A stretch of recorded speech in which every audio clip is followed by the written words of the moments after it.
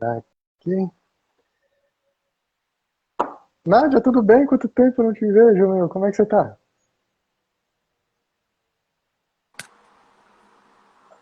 Aê, Fala, Song! Rony. Gente, Tudo bem? tudo bem? Tudo Agora ótimo. resolvemos? Meu, que coisa louca! Na época da ficha telefônica nunca dava esses problemas, né, de conexão. Pois é. Faz parte da tecnologia de hoje, né? Ai, Como é que você pois tá, meu é. amigo? Como é que você tá? Olha, agora respirando um pouco. O coração tá É? baixando um pouquinho aqui. Gente, desculpa, a gente atrasou quase 15 minutos tentando entrar no negócio aqui. Mas agora tudo É, ótimo, meu amigo. E você, como é que você que tá? bom. Tudo bem, tudo bem. Na correria de sempre, né? Mas tá, estamos bem sim. Mudou o penteado, Ah, cara? que maravilha, que maravilha.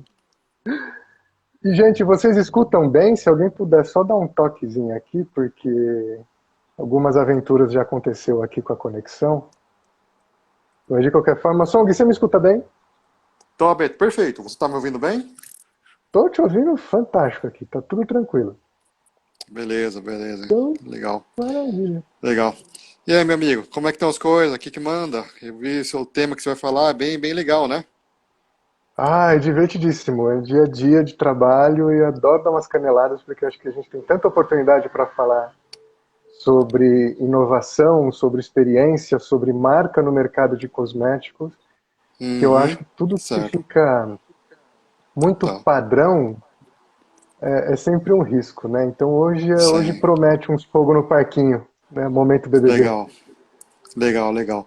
Só deixa eu fazer uma apresentação para sua audiência, tá, Raoni? Claro, Talvez as por pessoas devem favor. ter percebido que o que nós da Atom Studio estamos fazendo, tá? Principalmente com você, né? A gente vê que você Uhum. tem tanto conteúdo bom, tanta coisa interessante e sim, é aplicável para o dia a dia, né? Tem muita gente que é apenas teoria, mas tá bom, qual que é a aplicação prática para isso? E a gente percebeu que você tem uma coisa muito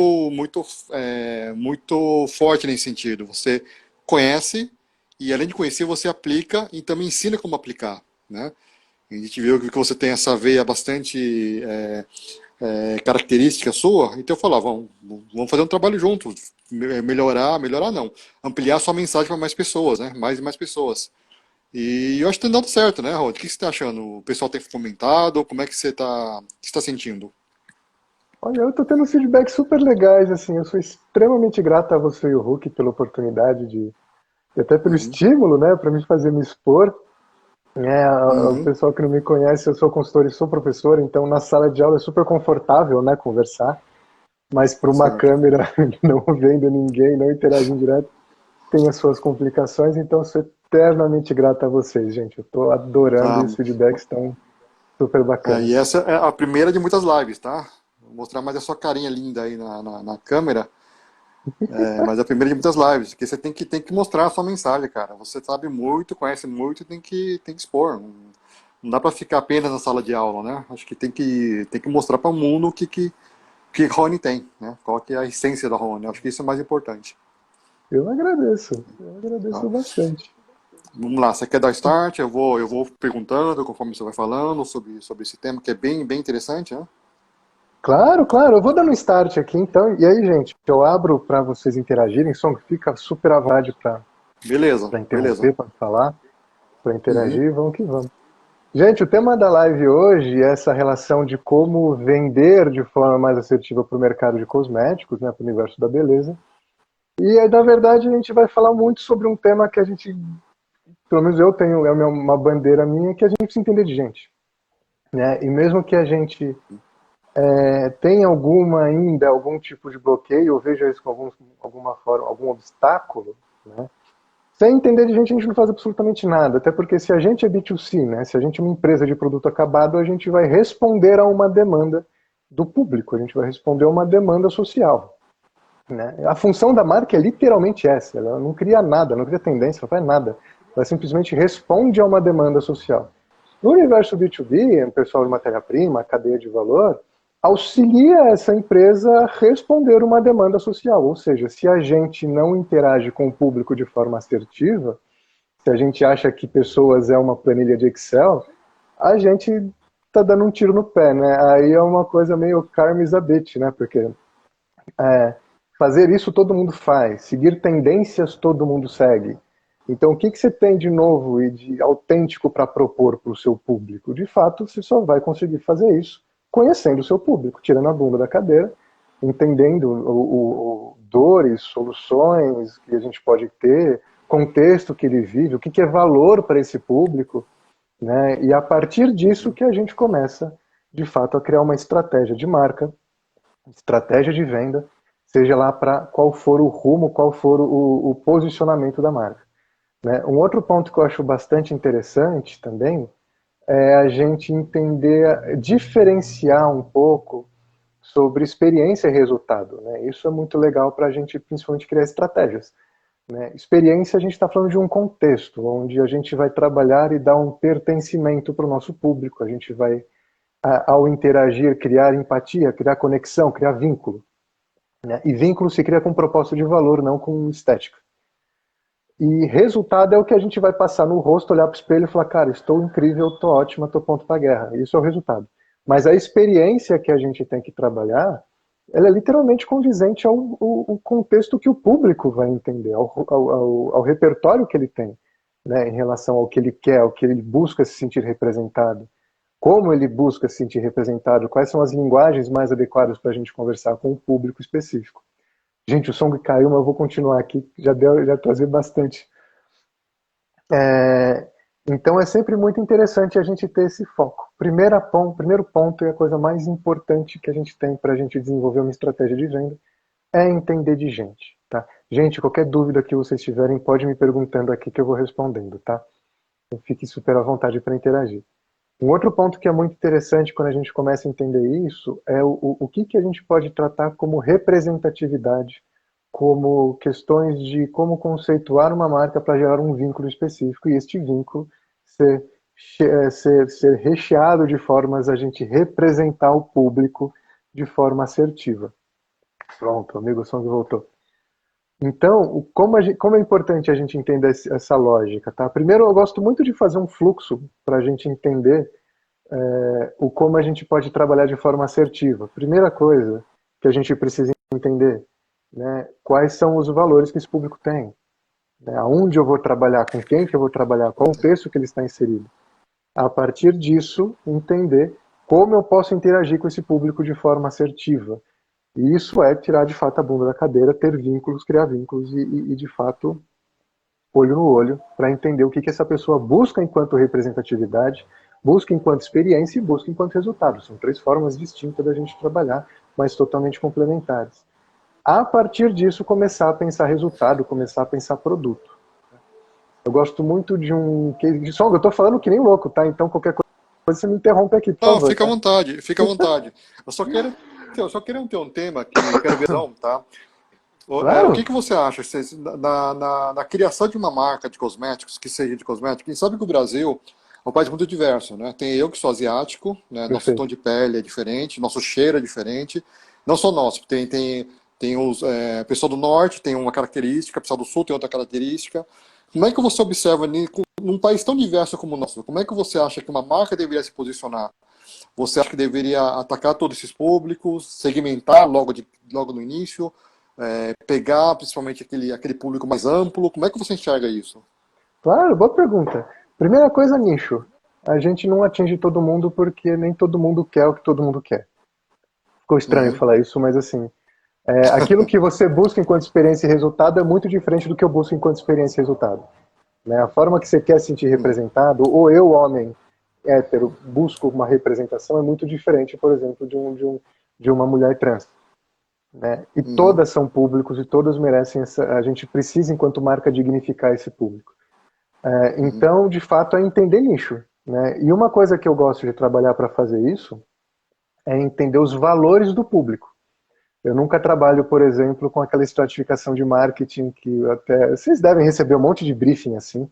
Inclusive, tipo, é legal a gente ter os bafos de backstage de agência de design, porque a gente sabe como funciona. Então, se a gente pega, por exemplo, um produto de cosmético para uma mulher de 20 a 40 anos, que é empreendedora, é mãe, mas é submissa ao marido, ela tem 15 jornadas no dia, mas ainda ela tem tempo para ser ultramaratonista. Esses são briefings comuns, né, de indústria. E a gente sabe que não existe, né, não faz nem sentido isso. Então a primeira coisa é a gente entender de fato esse fluxo de conceituação, né? Então, o que eu quero passar enquanto representatividade? O que eu quero ter enquanto interação com o meu público? Que resultado eu quero dar para o meu público? Como eu quero transformar esse público? Que tipo de dignificação eu posso propor para ele a partir da experiência com a minha marca e com a minha proposta de valor? Então, a principal coisa que eu acho para a gente, de fato, criar esse nicho é entender essa sutileza, é entender como a gente pode se conectar conectar a nossa proposta de valor com o valor do público. Tá? Isso é extremamente importante. Pode deixar, gente, que a gente vai salvar sim. Né? Isso é extremamente importante, porque eu vou até contar 2 cases rápidos aqui para vocês que são recentes. Até contei nos vídeos ali, tá? Depois dê uma olhadinha no feed que está lá. Eu tive 2 cases muito interessantes recentes, onde a gente está trabalhando diretamente com uma marca orientada para ser parceira de dia a dia, né, de um público específico. Então a gente é uma marca que ela está se estruturando para ser secundária, né, no universo da beleza e na jornada de beleza de uma pessoa. Isso quer dizer o quê? Eu vou caber na bolsa, ela vai me usar quando eu precisar, não vai ser uma marca que vai ficar aquela coisa tipo love branding, essa coisa tipo, sabe, não é uma marca que pretende ser uma Apple, ela simplesmente ela quer fazer parte da jornada de alguém. Então a gente tem um processo para fazer parte de alguém, a gente tem uma dinâmica para entrar no dia a dia de alguém, e com isso a gente tem que dar um resultado específico dentro de uma dinâmica que é muitas vezes caótico. Então imagina você usando um produto de beleza no trem, ou no Uber, que era, né, o cotidiano de muita gente num momento pré-pandêmico. Então é para isso. Então eu tenho uma experiência que eu preciso desenvolver para poder entregar isso. Num outro caso, quase extremo, abraço Amaral, feliz que você está aqui. A gente está trabalhando para entregar, por exemplo, um ritual longo de beleza para uma pessoa que busca, que gosta de ficar 1 hora na frente do espelho se namorando, porque aquele momento é o momento dela. É o momento onde ela se olha, se valoriza e se entende como gente. Porque no resto do dia o mercado engole, o dia a dia engole ela. Então aquele momento é muito precioso.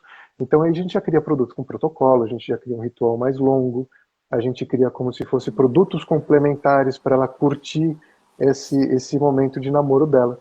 Por que é importante essa relação dos cases? Depois a gente faz um balanço. Tranquilo, Tá? continua, vai em frente. Porque para um determinado público específico, onde eu nichei uma experiência desejada de praticidade, eu entrego um conceito, entrego uma dinâmica, entrego uma narrativa, e essa narrativa se transforma, se traduz em produtos específicos, com uma embalagem de uma estrutura, com uma estrutura específica, né? Uma coisa é você passar um produto no trem, então a embalagem precisa ser ergonômica para você segurar o negócio do trem, segurar o produto e passar o produto quase que com uma mão. Se você agora está buscando, por exemplo, um protocolo mais longo, né, e você não vai precisar colocar o produto na bolsa, a gente está falando de outra dinâmica, de outra narrativa, de outro processo e de outra dinâmica de interação. Ali a gente vai ter uma dinâmica muito um bate-papo, uma coisa mais light, um tom de fala mais leve. Na outra que só quer, cara, usar a tua marca literalmente para ter resultado, é um bate-papo rápido, é uma dinâmica rápida. Né? Então esses são 2 cases assim, reais que eu estou trabalhando e gosto de trazer eles porque eles são... O resultado é o mesmo, que é olhar no espelho e falar, cara, show, a pele tá boa, tô bem, tô me manifestando de uma forma bacana, mas são coisas distintas, são públicos distintos.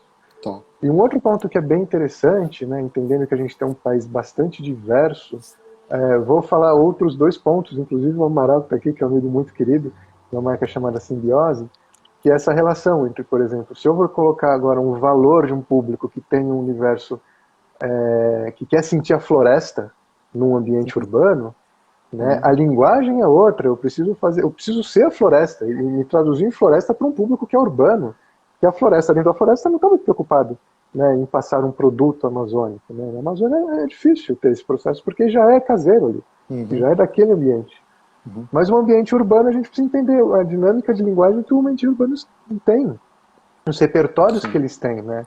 Os desejos que eles têm, os limites que eles compreendem essa floresta. Pois é. E, Pois é. né, e num outro ponto que também é interessante, se a gente vai nichar, por exemplo, para a lógica de melanina, vamos dizer assim, produtos para pessoas pretas como eu, né, Uhum. que eu adoro falar disso, a gente precisa entender de representatividade. Assim, o produto pelo produto, ele não é tão diferente do que um produto para uma pessoa branca, por Uhum. exemplo. Mas o contexto que eu dou no campo da representatividade, no campo de dignificar a beleza e uma identidade negra, é infinitamente mais profundo. Então, o produto, a marca, ela vai carregar um significado quase que ancestral para Uhum. esse público. E é a partir disso que ele vai conectar. Certo. Então, entender esse filete, né, Uhum. esse público, a partir dos valores e do contexto, é extremamente importante para a Bacana. gente trabalhar estratégias que sejam assertivas e dê resultado. Uhum. Senão a gente vai Bacana. disputar com a Unilever, a gente vai disputar com a É, Procter, e aí nem tem quem ganhe. aí é difícil, né? Eles devem ter 2 bilhões de dólares por ano para investir só no Brasil e você Pois é. é injusto, né? Injusto de certa forma, né? Cada um vai atacar, jogar com a arma que tem, né? Mas outro ponto interessante que eu queria ver qual que é a sua opinião a respeito, tá? Com a pandemia, cada vez mais estamos em casa, né? Estamos em casa, estamos mais com a família. Talvez a gente tenha acesso com pessoas de fora através de um iFood, Uber Eats, que a gente não consegue mais comer em lugares fora, né? Mas é curioso que, ao mesmo tempo, o mercado de cosméticos cresceu, né? É um dos poucos mercados que cresceram, né? Se pode falar em termos se não me engano, cosméticos e pet, né? São os dois mercados, sim, que cresceram em geral. Eu acho curioso, porque você está em casa, teoricamente está em família, né? A sua esposa, seu marido sabe o cheiro que você tem e não tem novidade nenhuma. Você não vai querer expor para outras pessoas que estão no seu convívio o seu cheiro normal. Você quer sair mais perfumada, quer sair melhor maquiada. E eu acho muito curioso isso. Qual a sua visão em relação a isso, Raoni? Como é que você vê isso? Porque é aquela história, as pessoas falam, né, tem muita gente falando, você está em casa, mas você está trabalhando, então você não vai trabalhar em casa de pijama, apesar de você estar em casa. Você vai trabalhar meio que simular você indo para o escritório para você ter aquele mindset que seu cérebro entende que você está no seu trabalhando, você não está em casa no fim de semana, né? E me achei curioso, como é que você enxerga isso? Por que o mercado de cosméticos cresceu, mesmo as pessoas estando dentro de casa? Claro, eu vou falar dois pontos, tá, que eu acho bacana, porque acho que o processo pandêmico ele trouxe para a gente um risco para a normalidade, que é o autoconhecimento. Né? Isso é extremamente importante, porque como, na verdade, o produto cosmético é só uma ferramenta para a gente se manifestar, Uhum, uhum, essa relação do autoconhecimento é muito importante. Qual que foi a lógica disso? Eu vou falar isso muito rápido para focar na pergunta. Antes da pandemia, você fugia de você, você podia fazer um monte de coisa, você tinha liberdade para não uhum, ficar com você. Né? uhum, Então, muitas das pessoas não se conheciam. Né? Eu lembro que eu estava dando uma palestra para os empresários uma semana depois que a gente teve lockdown, o cara falou, cara, eu nunca tinha visto meu filho. Ele é muito chato, eu não aguento, sabe? olha isso. Eu não precisava interagir. Uhum, Né? Agora eu precisei encarar um contexto pessoal e um contexto familiar que antes eu não conhecia. E aí o que acontece? A partir do momento que eu não tenho mais como fugir de mim, eu tenho que me encarar, eu me conheço. Quando eu me conheço, eu vou entendendo como eu me manifesto no mundo a partir de qual que é o meu papel no mundo, como é que eu me posiciono no mundo. E isso vai também criando identidade, vai criando um posicionamento nosso enquanto agente. Porque eu não preciso mais do outro para me falar isso. Né? uhum, Eu aprendi a lidar com muitas aspas, né? Ninguém se uhum, aprende a lidar com você em um ano. Mas eu entendi que antes eu me manifesto, né? Não é mais o mundo que me coloca e eu me adapto a ele. Agora sou eu que vou para o mundo e ele que uhum, engula. Né? Então uhum, muda um pouco essa forma da gente entender. E uhum. com isso, o mercado de cosmético ele ganha de fato a função que é dele, né? Que é auxiliar as pessoas a se manifestar, auxiliar elas a manifestar essa identidade nova que se cria, né? Essa Uhum, subjetividade que eu quero transpor e eu quero me conectar a partir disso. É uma coisa de alma para alma. Só que eu uhum. quero sentir bem com aquilo que eu estou propondo, com aquilo que eu estou sendo. Né? Então o mercado ele Sim. começa a ganhar uma nova configuração de demanda de experiência de consumo muito grande. Uhum, Né? Porque aqui entendi. você vai ver, se a gente pega né? Eu estava vendo um vídeo muito interessante uma maquiagem feita em 2017, que era muito Hum, forte. Hoje ela é uhum, mais minimalista. Porque, primeiro sou eu, né? Aquilo que eu estou passando simplesmente me dá um suporte para ser. uhum, Simples. E por isso que é muito importante a gente entender que toda marca, ela é secundária, ela faz parte da uhum, minha jornada, né? uhum, Uma coisa que eu tenho ranço, a gente até falou no Deep Atom uma vez, que é umas lógicas de tipo, cara, toda marca usar tipo uma Apple ou uma L'Oréal como case. L'Oréal é L'Oréal, sim, ela pode fazer o que quiser uhum, no mundo. A uhum, Apple, cara, ela é só Apple enquanto não tem a perinha. Mas uhum, ainda ela pode cagar a regra que ela quiser, porque ela é Apple. uhum, Né? Para as uhum, empresas que não têm esse porte, a uhum, gente precisa entender essa dinâmica. E essa dinâmica é de fato ser secundário às pessoas. A gente faz parte da jornada. uhum, Só isso. certo. Nada mais legal Tá. do que fazer parte da jornada de alguém. Uhum.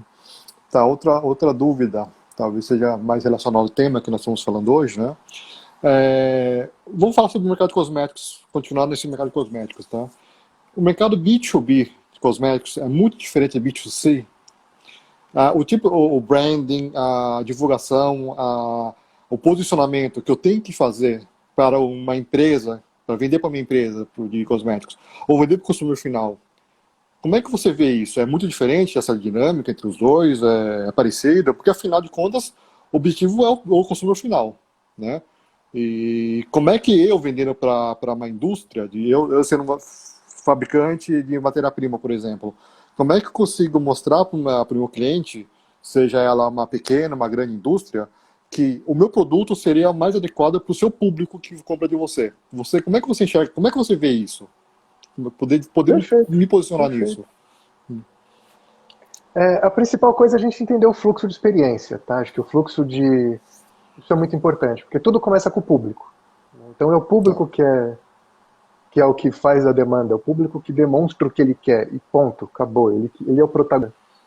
A indústria de Uhum. produto acabado tem que, literalmente, a função dela é responder a essa demanda. Bom, se ela está muito à frente do tempo, ela vai dar um tiro no pé. Se ela está muito atrás do Uhum. tempo dela, ela vai dar um tiro no pé. Então ela tem que responder a uma Sim. demanda específica. Uhum. Né? Sim.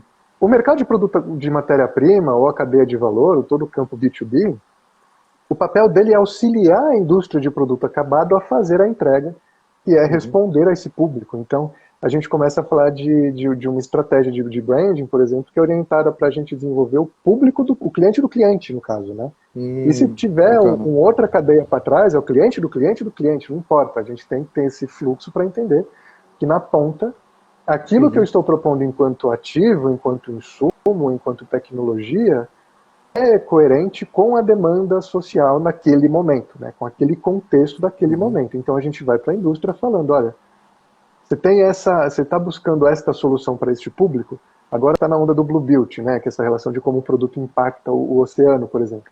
Então a Uhum. indústria, em vez de ficar estática, como ela era há muito tempo atrás, esperando Deus acontecer, né, e chegar essa interação do mercado de Uhum. forma passiva, agora não, eu vou para a Uhum. indústria, porque né, a gente tem uma dinâmica muito maluca no mercado de cosméticos, que é a indústria de matéria-prima que leva a tendência para o mercado.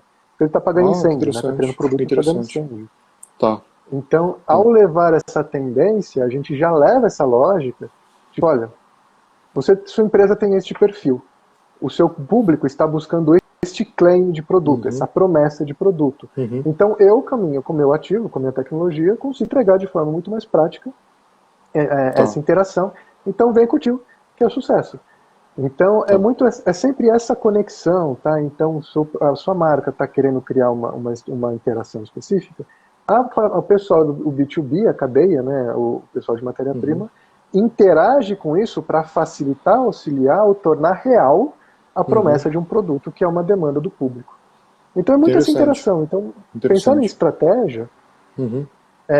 tem as suas dinâmicas, né? Tem as suas dinâmicas, porque o mercado, embora a gente sempre lide com gente, isso é muito importante, né? Tem que encantar sempre, não tem como. Uhum. Mas no B2B a gente vai contar uma história técnica, a gente vai fazer um encantamento mais técnico, Tá. porque eu tenho que ter teste de eficácia, eu tenho um universo Tá. de Uhum. regulações que eu preciso suprir. No Certo. caso do B2B, B2C, é um encantamento muito mais puro, né? Eu preciso Sim. te encantar, eu preciso mostrar para você que eu estou do Uhum. seu lado para você se manifestar da forma que você sentir Uhum. adequado. Certo. Adequado não, se sentir mais à vontade. Uhum. Então é muito interessante essa lógica, né? Certo. Cliente do cliente sempre para o B2B, Tá, e para o B2C, cliente direto. tá. E essa cadeia, essa interação já está madura no Brasil? Ou ainda existe aquela coisa de desconfiança de, meu, vou contar seu segredo, vou descobrir meu segredo? Como é que você vê isso? É assim mesmo ou é impressão minha? Porque, assim, vender para o consumidor final é meio que óbvio, né? Uma embalagem adequada, Uhum. um cheiro adequado, a textura adequada, isso é mais óbvio essa parte de B2C, né? Agora, B2B, pelo menos do meu ponto de vista, já é um pouco menos óbvio, porque, de certa forma, eu vou ter que abrir estratégias para o meu fornecedor, né? E da mesma forma que o fornecedor também tem que abrir estratégias para a minha indústria. E como é que você vê isso? Está maduro? O pessoal já entende isso, que tem que ter essa interação para poder ganhar cada vez mais escala? Ou ainda existe esse receio aqui? Olha, a gente tem uma dinâmica, assim, eu sou muito crítico com o mercado, então talvez o meu ponto de vista não seja o mais adequado, tá? Que eu gosto da canelada de forma muito alta. Eu acredito que existem os dois cenários, assim, existe um grupo muito maduro que entende, e aí a gente está falando aí de grandes empresas ou empresas que têm uma estratégia muito estruturada para isso, essa relação de cliente Uhum, do cliente, uhum, onde ela precisa abrir essas inovações de certa forma para poder criar uhum. interação com o mercado, senão o mercado vai comprar por exemplo, óleo de argan, que é uma coisa que a gente usava há 30 anos atrás, aí o pessoal ainda acha que está abafando, acha que está fazendo tecnologia. Não é, tudo bem, tem o seu resultado. Então, é muito interessante quando a indústria ela é proativa para mostrar as tecnologias que ela tem e as potencialidades que ela tem de customização. Né? Porque hoje a gente tem cadeia para a gente customizar estruturas e tecnologias para entregar para a indústria. Isso também é muito importante. Mas a gente tem um cenário muito interessante também, que é backstage tipo bastidor de mercado, de fornecedores, de distribuidores que vão entregar a matéria-prima dentro de pequenos lotes para a indústria, falando, cara, cheguei lá, montei o projeto, entreguei o projeto, ele comprou com o meu concorrente. Então é muito comum essa dinâmica um pouco canibalista, né? De putz, não vai com você, eu estou disputando o preço, não disputo o valor. Então tem os dois cenários. É um mercado acostumado com commodity, Uhum, então ele vai buscar preço, não vai buscar valor. E uhum. um grupo de empresas, seja de nicho, seja grandes, que tem algumas linhas ou algumas famílias de produto, ou algumas estratégias para criar tecnologias reais. E aí é um projeto de interação muito real e muito legal de se ver diretamente entre indústria e B2C, B2B. Essa lógica, né? Da indústria de produto acabado com a indústria de matéria-prima. Mas são cenários de uma dinâmica muito maluca, assim. É um mercado que não é tomador. Entendi. É um desafio grande, né? É um desafio grande que tem que ultrapassar, porque assim, eu sozinho tem um ponto, ó, eu com você juntos, a gente consegue ir mais longe e talvez não mais rápido, mas mais longe, né? Mas tem que ter uma Uhum. confiança mútua realmente entre o fornecedor e entre o cliente. Precisa. E quando eu falo cliente, não é cliente final, cliente é a indústria, né? Vamos falar de B2B, que seria a indústria. Mas toda a cadeia fortalece, né? Toda a cadeia fortalece nesse sentido, porque se a gente analisar bem, os grandes não precisam disso, eles já têm um budget gigante para poder eles mesmos fazerem toda a cadeia. Mas quando é menor, a parceria realmente é bastante importante. E você acha que existe alguma forma de poder se precaver nesse sentido? Tipo, eu faço tudo projeto do meu cliente, ele pega esse projeto e manda para o concorrente. Você acha que existe? Porque, assim, você ganha uma vez só, né? E a temporada muda, né? Então, tipo, você ganha uma vez só, você tira vantagem uma vez só, mas tá bom, e na temporada seguinte, como é que faz? Eu não vou mais fazer projeto para você, né? Mas ao mesmo tempo Ah, eu tive prejuízo, né? perfeito, perfeito. A melhor coisa que tem, primeiro assim, a gente não, por mais que a gente tenha documentos jurídicos, cara, sempre vaza, não tem como não vazar, Uhum, né? Então, se você tem, por exemplo, tá com um terceirista, não tô falando mal de terceirista, tá, gente? Mas tem um terceirista que o cara tá para fechar o contrato que vai salvar a empresa dele e você que é um cliente pequeno trouxe uma inovação, ele vai vender a inovação. E ponto. Né? É dinâmica de mercado. Então a gente tem que tomar sempre muito cuidado, mas nada é garantido. Né? Então a principal coisa, primeiro, é não ficar refém de fornecedor. Isso pensando em como indústria, tá? Pensando como indústria de produto acabado, é não ficar refém de um único ou de dois, de três fornecedores. É de fato ter um ecossistema pronto estruturado para te atender da melhor forma possível. Um outro ponto também, que eu acho bastante importante enquanto indústria, né, voltando a falar de produto acabado, é você ter a sua estratégia de forma contínua. Né? A tua inovação hoje não vai ser amanhã, então ter esse portfólio, essa dinâmica de construção de produtos, porque mesmo que você crie um produto muito inovador, no outro dia que ele tiver da gôndola, alguma indústria, alguma empresa concorrente já está com o produto na bancada do P&D e pode ter certeza que se ele não copiar, ele vai fazer melhor e mais barato. Então, de qualquer forma, a gente, por mais que a gente tente blindar, é difícil. É muito difícil blindar. Então, de fato, é criar essa estratégia de inovação constante, não porque inovar é bonitinho, mas porque é a única forma de você manter o seu diferencial ou se manter vivo no mercado, né? Você se manter relevante. E no caso da indústria, né, de matéria-prima, coisa do tipo, ali a gente já vê uma lógica um pouco mais estruturada, porque como o mercado é pequeno, se a gente falar aquela indústria de matéria-prima que falou que ia vender para mim, vendeu para todo mundo antes de um prazo específico, essa indústria ela começa a se queimar de certa forma. Tá? Tá, entendi. Tem essas maluquices assim, sabe? Então, se Uhum. você tem um ticket pequeno para a indústria, você não é tão relevante, tudo bem. Agora, você pega uma Natura, uma L'Oréal, uma Indelez e a coisa muda. Né? Você fecha um Uhum. contrato quase exclusividade e você tem essa força. Mas tem essa dinâmica que ela é muito complexa. Né? A gente nunca consegue blindar uma tecnologia, a gente nunca consegue blindar uma inovação.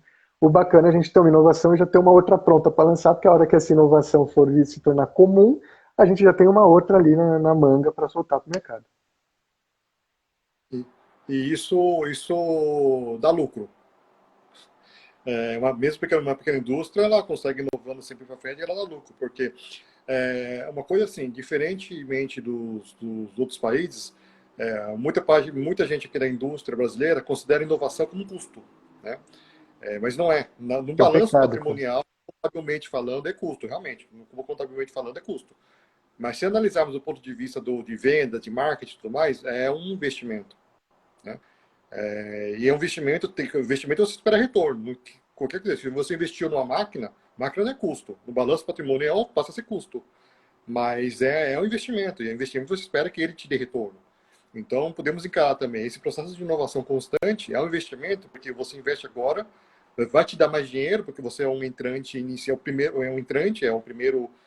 o primeiro first mover, né? Primeiro a entrar, a primeira a se movimentar, depois as pessoas atrás vão copiar o seu produto, mas ao mesmo tempo já tem outro produto lançando constantemente. Então, tem que ser considerado um investimento, né, Rony? Não pode ser olhado com um olhar de custo, um olhar apenas financeiro, né, ou contábil, né?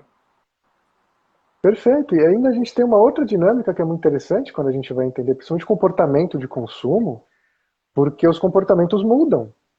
Né? E o que era legal antes não é mais. E aí o que é interessante? Se a gente entende que inovação é só valor percebido, e isso é muito importante pautar, porque você tem uma tecnologia incrível, se eu não, assim, fantástica, veio da Tesla, sabe? Umas coisas assim que só você tem. Cara, se eu não Uhum. perceber valor em você, você se tornou irrelevante no segundo seguinte. Todo Uhum. investimento que você fez vai se tornar lixo. Uhum. Então, entender a Uhum. inovação enquanto valor percebido é muito importante. E o que é interessante disso? Por exemplo, dar um caso real, vai até de fator portador de futuro, que eu adoro falar essa palavra complicada para falar que eu sou chique. Que é o seguinte, né, a gente pega experiência de consumo antes do Black Lives Matter, coisa de um ano atrás, a gente estava falando de um nível de representatividade específico, quase discreto. Né? O que aconteceu? Veio esse sinal de que agora mudou. Agora a gente não está falando, agora a gente quer uma representatividade que seja real, que seja coerente com aquilo que a gente é. Né? E não é mais só representatividade em cota de campanha, de comunicação. Eu quero saber se você está colocando uma pessoa preta na tua campanha, se você tem head da tua empresa que tem, se você tem uma estrutura de diversidade que seja coerente, se você tem um canal de governança, que se eu tiver, por exemplo, um assédio, eu possa acessar e ser respeitado. Uhum. Né? Então a coisa Uhum. mudou de uma forma que a indústria não está nem fazendo ideia de como entender isso. E aí você Uhum. começa a ver, por exemplo, então, agora a gente começa uma onda, você vê, às vezes, só ligar a TV, você começa a ver uma onda já de campanhas muito emotivas para o universo da pluralidade. Veio o Uhum. cara do BBB, falando que foi Uhum. fantástico, com um black fantástico, lindo. Vai mudar toda a relação de requer que o mercado entende, porque entendeu que aquilo é uma dinâmica social que semana passada não era. Uhum. Então, tudo isso vai se tornando estrutura de tendência, estrutura de demanda social, que a marca tem que responder. Então, a tua Uhum. tecnologia hoje, amanhã vai ser relevante. Então, Uhum. por isso que é importante a gente entender esse fluxo e como esses comportamentos contagiam a sociedade, e ela responde, para a gente interagir de forma adequada. Senão, a gente vai começar a criar produto padrão para todo mundo e achar que estamos abafando. Tá. Então, Mano, é verdade. Verdade. Hum, Rony, você tem um. Claro, você presta esse tipo de serviço, você presta esse tipo de consultoria, você é, no mercado, você acha que é o número um nesse mercado de design de obrigado. conceitos para médicos. É verdade que você dita, você é o número um nesse mercado. Mas o motivo da gente fazer um trabalho tão bacana contigo, tá? Porque a gente sabe que você sabe, você conhece bem e é prático. Não é nada teórico, não é nada assim, apenas como eu vou te falar? Apenas não fica no campo do papel, mas não sai para a prática, né? A gente sabe que você tem essa condição. Você mesmo falou que já fez um trabalho que gerou 500 páginas para o cliente, mas não são 500 páginas com fotinha bonitinha. Não, 500 páginas práticas que o cara tem que atuar para conseguir conquistar o mercado, né? Agora, se eu sou uma indústria de pequeno porte, existe um passo a passo, existe algum manual? Claro que não existe fórmula mágica, tem que ter trabalho. Mas existe alguma forma de eu poder aprender, eu mesmo aplicar, em vez de contratar você ou contratar algum outro profissional no mercado, para eu mesmo aplicar, para eu poder vender, de repente, para uma Natura, para uma L'Oréal, ou até mesmo para os pequenos fábricas que tem no mercado?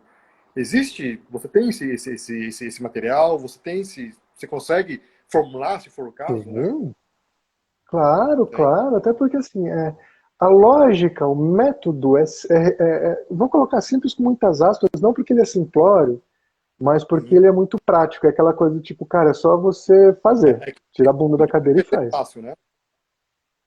Não, Perfeito. é que simples não é fácil, né? Simples fazer um Perfeito, é carro é isso. simples, é fácil.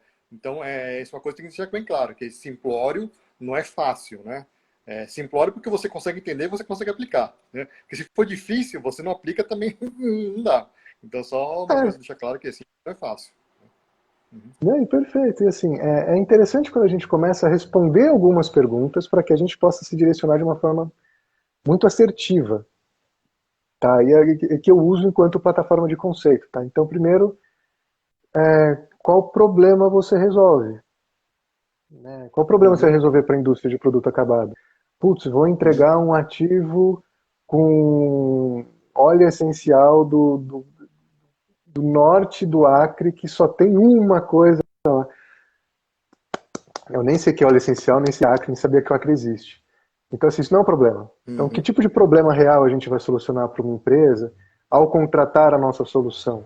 A gente vai dar, por exemplo, estratégias de custo, estratégias de consumo, estratégias de diferencial competitivo, vai customizar projeto, vai tornar, vai criar algum tipo de serviço que na ponta gere algum tipo de lucro a mais ou uma forma nova de monetização. Então, pensar em que problema a gente resolve. A gente agora pensando de indústria para indústria de B2B para indústria de produto acabado. Um outro ponto que é interessante, se a gente começa a entender o contexto e a dinâmica desse mercado. Então, o que o mercado dá valor? Né? Se ele dá valor para um tipo de tecnologia e eu estou colocando outra, eu vou precisar educar o mercado. Se eu vou precisar educar o mercado, eu preciso ter uma estratégia de educação para além simplesmente da estratégia de interação. Então, isso é bastante interessante também. Um outro ponto que é legal é a gente entender o público desse mercado, o público que esse cliente vai ter na ponta. Por exemplo, se é um público orientado para o universo amazônico, né, tem gente muito bacana aqui que eu gosto muito falando disso, a gente vai precisar entender que todo o contexto que a gente vai trabalhar vai ser para facilitar um processo de interação com ativos que são de lá e que têm as suas peculiaridades, que têm as suas estruturas de comunidade, que têm as suas, que têm uma relação muito forte. Deixa eu só aceitar o som de novo aqui. Muito forte entre a terra e o resultado que ela dá e como ela vai interagir com o mercado. É um outro tipo de processo. Se eu vou olhar simplesmente para a tecnologia, tem um monte de tecnologia, tecnologia com mod você compra em qualquer lugar. Então entender isso de forma muito pontual é muito bacana. Depois disso, é de fato entender que solução que eu vou dar, que tipo de experiência o meu cliente vai ter quando comprar comigo, uma personalização, uma visão consultiva, uma visão estratégica, e o outro ponto, para quem que eu vou vender. Então, respondendo essas perguntinhas, por mais que pareça um pouco complexo, mas são 5, problema, contexto, público, solução, experiência nessas relações, a gente já cria, por exemplo, uma lógica muito clara de entender como eu, matéria-prima, vendo para o produto acabado. Se eu sou produto acabado, vou vender para o meu público, a mesma lógica. Que tipo de problema eu vou falar para o meu público? Putz, eu vou te entregar um... Você precisa de um hidratante? Tem mais um hidratante no mundo, cara? Já tem tanto no mundo. Você vai disputar com Monange, com Unilever, com Procter, com... Não precisa de você se você vai fazer isso. Então, que problema real você vai trabalhar, entender e solucionar para o seu público? Entendendo isso, a gente começa a colocar nessas relações de contexto. Então, qual que é o contexto do seu público de forma específica? Quais são os valores que esse público tem? Como gerar essa empatia de forma direta e de forma estratégica para cada contexto e cada linguagem? Porque quando a gente fala de contexto, a gente está falando de cultura. A cultura é feita por repertórios e valores individuais que vão gerar esse grupo, que vão gerar essa cultura. Então, a gente tem que entender essa relação do micro para gerar um macro mais assertivo. Um outro ponto, quando a gente também vai falar dessa relação de contexto, é a partir desta relação, o como a gente vai interagir com um público específico. E por que não colocar o público primeiro? Porque o contexto muda o público. Então eu tenho um contexto e eu vou afinando, eu tenho uma linguagem, eu tenho uma cultura que eu vou atingir e eu vou entender que esta cultura está dentro do universo deste público específico. Aí a gente fala de público-alvo. E aí depois a gente vai falar qual experiência eu vou trabalhar, qual solução que eu vou dar, que experiência ele vai ter, que eu quero que ele tenha, quando vivenciar o meu produto, quando vivenciar a minha solução, que resultado que eu quero com isso. E depois, de fato, a gente fecha esse contexto, a gente fecha essa lógica, e aí a gente está falando de forma muito clara de um conceito muito assertivo de produto, muito assertivo de marca, seja B2C, seja B2B. Fizeram umas perguntas aqui bem interessantes, assim, ainda existe espaço para novas empresas? E, claro, existe. Paulo, beijo. Meu aluno, adoro meus alunos. Então, assim, existe um espaço gigantesco para novas empresas, só que existe um ponto que é importante. Produto por produto qualquer um faz, tecnologia hoje é barata e é muito fácil você com 3 mil reais, 4, 5 mil reais, você sai com um produto novo regular no mercado. Então, produto não gera diferencial para ninguém. Então aqui a gente começa a trabalhar exatamente com o que a Bettina colocou aqui, que é inovação. E o que é inovação? O valor percebido. A percepção ela é estruturada a partir de repertórios específicos, dentro de contextos específicos, com valores específicos. Então, quando a gente vai entrar com uma nova empresa, com um novo negócio, ou conceituar uma nova marca, ou uma nova linha de produtos, seja lá qual for, é entender essa lógica de fato muito pontual de para quem, como essa pessoa vive, o que ela é, como ela é, para entregar uma solução para ela. E ela vai definir relevante ou não. E se a gente for relevante, a gente está inovando, senão a gente é simplesmente mais um. E no outro dia, na gôndola, a gente vai sumir.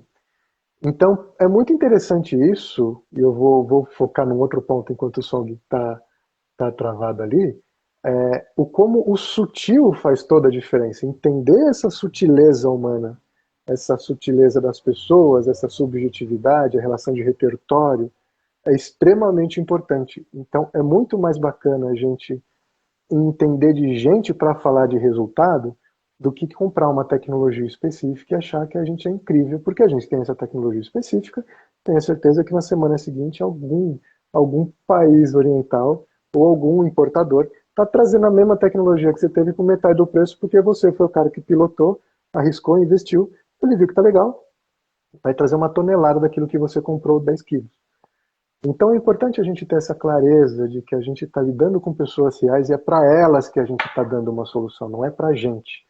A gente não pode ter essa relação egóica, né? Quem está na marca, quem é um empreendedor, cara, é o de menos no processo. Desculpa a palavra, foda-se você. Foi feio falar isso, mas assim, é isso, sabe? Para tornar visual. O que importa é o que o seu cliente vai entender daquilo que você está propondo e se você é relevante para ele. Ou seja, empatia, alteridade. A gente está falando basicamente do que Você precisa, e o que eu posso propor de solução para que você tenha o resultado que você está buscando. Então é muito interessante nessa relação de como interagir com as pessoas na linguagem que elas estão, no contexto que elas estão, no canal de venda que ela busca. Às vezes vale muito mais a pena você ter uma bicicleta vendendo o produto do que você colocar, por exemplo, tá num canal como uma Sephora, de repente. Porque na Sephora você vai sumir na nuvem de decisão, porque você está com as maiores marcas do universo ali. Na bicicleta está você. E nunca se esqueça que para quem fez faculdade ou para quem faz faculdade, sempre tem a tia da trufa, sempre tem o tio da trufa. E muitas vezes eles têm muito mais estratégia de venda, muito mais assertividade de venda e muito mais resultado do que muito canal de venda da besta. Então a gente precisa se abrir também para interagir nos canais que são mais assertivos. Os canais quem decide são o público, não é a gente. Então, qual que é o papel da marca, qual que é o papel da relação que a gente tem para criar uma venda estratégica, para criar uma estratégia de venda que seja adequada? Primeiro, entender de gente, como a gente está falando bastante, entender de contexto, para que daí a gente crie a estratégia de interação mais adequada. Se você, por exemplo, está buscando uma experiência da floresta, por exemplo. Eu gosto muito porque é muito interessante esse tema, porque ele perdeu um pouco de força quando entra no campo da representatividade, mas ele já volta, em muito pouco tempo ele vai voltar. Se você quer isso, eu preciso entender primeiro como o público urbano entende a floresta, porque isso é uma relação que a gente tem bastante, tá? Porque eu tenho o privilégio de ter clientes no norte e fazer isso, então a gente precisa entender como o ambiente urbano entende a floresta, vai absorver essa floresta e se dá valor para essa floresta. A gente tem um mercado que quem vende matéria-prima muito mais exporta do que traz para dentro, porque a gente não dá tanto valor para uma matéria-prima, por exemplo. É a casa da Beth e da Cláudia, que sabem muito bem isso do pessoal do TCBio.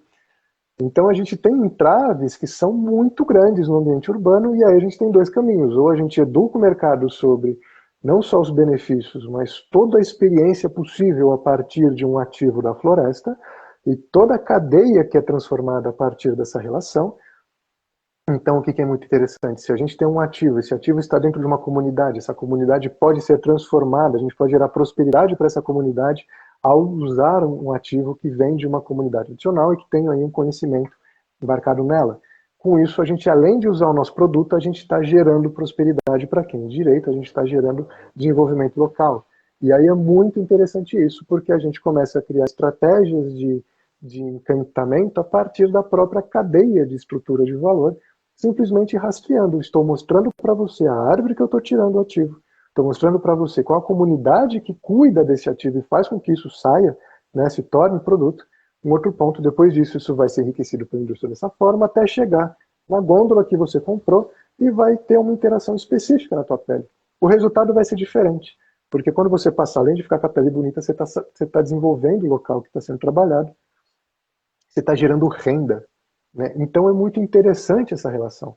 Agora, se você quer simplesmente um resultado de passar, ficar esticado, efeito Cinderela para ir na balada, é outro ativo, é outra coisa, é outra narrativa. Então é importante a gente entender essa lógica de forma muito clara. Né? A Nádia também, aluna querida, os valores da marca também pode ser agregar valor a ela. Sim, na verdade, quando a gente fala de estratégia de marca, de branding, de valor de marca, esse valor precisa ser traduzido em todos os pontos de interação que a gente vai ter com o público. Seja produto, seja campanha, seja serviço. Por isso que eu gosto muito de dar alguns exemplos que são extremos, para a gente entender que não tem roteiro, não tem receita de bolo. Se a gente vai para o ambiente amazônico, uma coisa muito interessante. Eu preciso trazer toda essa relação. E onde eu vou agregar esses valores que você colocou aqui, Nádia, e me corrija se eu estiver errado. O meu produto, além de fazer com que a experiência que você tenha, porque eu tenho uma fórmula minimalista, porque eu tenho um ativo puro, eu tenho um ativo que tem toda a rastreabilidade, você sabe exatamente o que você está passando, e você vai ter um resultado fantástico, maravilhoso. Eu estou agregando a marca simplesmente traduzindo em produto aquilo que eu sou e aquilo que eu prometo. Indo para um outro ponto, se eu, por exemplo, vou para o mercado de esporte, de alta performance, o valor que eu estou buscando enquanto consumo, o valor que eu estou buscando interagir junto a uma marca, é muito mais um produto de performance que não saia quando eu subo, né, que não saia na minha interação esportiva, do que de fato ter uma interação com algo mais profundo, né, algo que a gente vai orientar muito mais por uma experiência não é nem só de engajamento, mas é de construção de vínculo. Eu não preciso construir vínculo, só preciso passar o produto e ter resultado. Então, para cada ponto, a gente vai ter que ter uma estratégia específica, porque senão a gente vai ficar criando commodity. Né? E commodity, gente, é facilmente copiável. Né? E exatamente essa relação. Quando a gente tem essa força de transformação, e o mercado tem, ele não faz porque é uma besta muitas vezes, desculpa a palavra, mas isso me incomoda muito. O mercado ele tem uma força transformadora que ele não usa, porque a gente pode trabalhar de fato, transformar a vida de quem está da porta para dentro, entendendo todo o ciclo da cadeia produtiva, a gente pode de fato, é uma questão de rastreabilidade, é uma questão de entender como na ponta funciona, como é os meios desse caminho e os atores que fazem parte desse processo, e a gente pode sim transformar a vida delas, assim como da porta para fora, quando a gente fala de experiência de consumo, a gente pode dignificar e dar força e potencializar identidades que hoje se veem apagadas. Né? Só para vocês verem uma forma de interação que eu acho muito interessante é entender como funciona, por exemplo, a formação da nossa realidade. E como isso tem muito peso quando a gente vai interagir com uma marca e gerar valor para ela. Se a gente tem um fluxo, vamos pensar nesse fluxo para tornar isso mais simples. Primeira coisa, a vida me afeta. A partir do momento que essa vida me afeta, eu crio uma emoção, essa emoção vem cheia de repertório, esse repertório automaticamente me cria atitudes e comportamentos que eu tenho em relação a este repertório específico. O que eu quero dizer com isso? Se você, quando criança, ou sempre que você ouve um eu te amo, você toma um tapa, amor é ameaça. Quando você ouve um eu te amo, você vai se sentir ameaçado. Ponto. Essa é a lógica. Né? E aí a gente tem um outro ponto que é muito interessante, que eu gosto muito de falar também, que é a relação da... A gente tem um processo cerebral que é... Não sei o nome do negocinho agora, se alguém lembrar, fala. Mas qual que é a lógica? A gente tem uma estrutura no cérebro que, quando você vê uma imagem, ela vai passar primeiro compreendendo o repertório que você tem para você poder interpretar se é uma ameaça ou não. Ou seja, essa imagem vai chegar, vai ter um caminho antes do pré-frontal, que é o que vai raciocinar, para entender se é uma ameaça ou não. Ele está no reptiliano, porque o foco dele é sobrevivência. Se eu vejo aquela imagem como ameaça, eu vou ter dois caminhos, ou eu luto ou fujo. Né? Por que eu estou dizendo esse contexto todo? Se você vai falar, por exemplo, para um público com uma linguagem específica e você não está falando diretamente com ele, você está querendo cagar regra, basicamente, que é o que muita gente faz hoje. Se eu vou falar de representatividade e eu não me atento ao que é a representatividade de forma profunda, eu estou criando ranço. Né? E assim, e eu não preciso ser o ator que sofreu a violência. Ao ver alguém sofrendo a violência simbólica a partir de um universo não representativo, eu vou gerar ranço.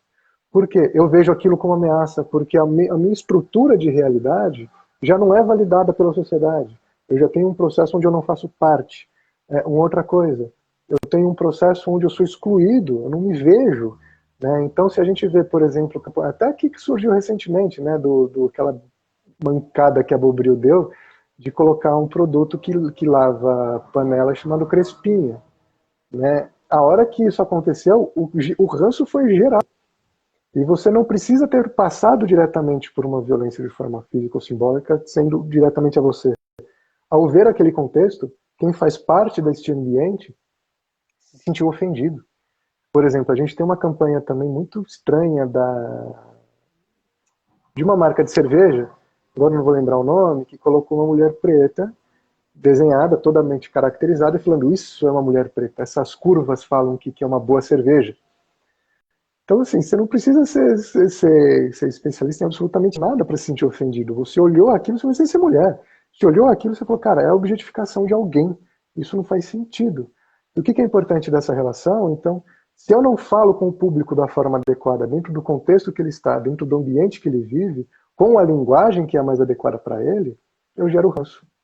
Então, eu posso prometer o que eu quiser, eu posso falar o que eu quiser, eu posso ter a tecnologia que assim, acha mais fantástica do universo. Morreu a relação. Então, por isso que é muito importante, essa acho que a primeira live a gente focou um pouco mais nessa relação, de que entender a sutileza, entender a alma das pessoas de certa forma, ou pelo menos ter a sensibilidade de, é o que vai gerar diferencial competitivo e é o que vai possibilitar com que a gente crie estratégia de venda que seja pontual e que dê resultado. É muito fácil, gente, é muito fácil para o trabalho com estratégia, a gente criar uma estratégia de venda épica, sabe? Com tecnologias, com marketing de guerrilha, com 1 milhão de investimento em ad, 1 milhão de investimento em mídia, e que vai ser literalmente dinheiro jogado no lixo, porque tem muita gente fazendo arroz com feijão e tendo um resultado fantástico. Né? Por quê? Porque está falando da linguagem que o povo precisa entender e a interação que ele está buscando. Né? Quem é o consumidor está buscando algo, eu preciso dar isso para ele. Né? Não posso fazer ele engolir. Né? Por isso que a Apple está perdendo força, ela está querendo cagar regra onde não pode. Então, simplesmente isso. O público está buscando essa demanda, a gente tem que responder a ela. Por isso é tão importante entender este contexto. Tá? E por isso que é tão importante a gente trabalhar com promessas que sejam entregáveis, a gente trabalhar com conceitos que sejam relevantes para um público específico que a gente vai trabalhar, para que a partir disso a gente crie as estratégias adequadas e que deem de fato resultado, e não seja simplesmente um book fantástico, bonitinho, que vai virar porta-treco. Tá? Gente, a mensagem que eu queria passar hoje era essa. Espero que vocês tenham gostado. Peço mil desculpas, a gente tinha agendado às 19, mas o tio aqui não é digital, eu sou ainda analógico, eu apanhei um pouquinho para entrar na conexão. Mas eu adorei ver vocês, adorei ver alunos e amigos aqui. Espero que vocês tenham gostado, tá? Muito em breve a gente vai fazer uma outra sessão aqui.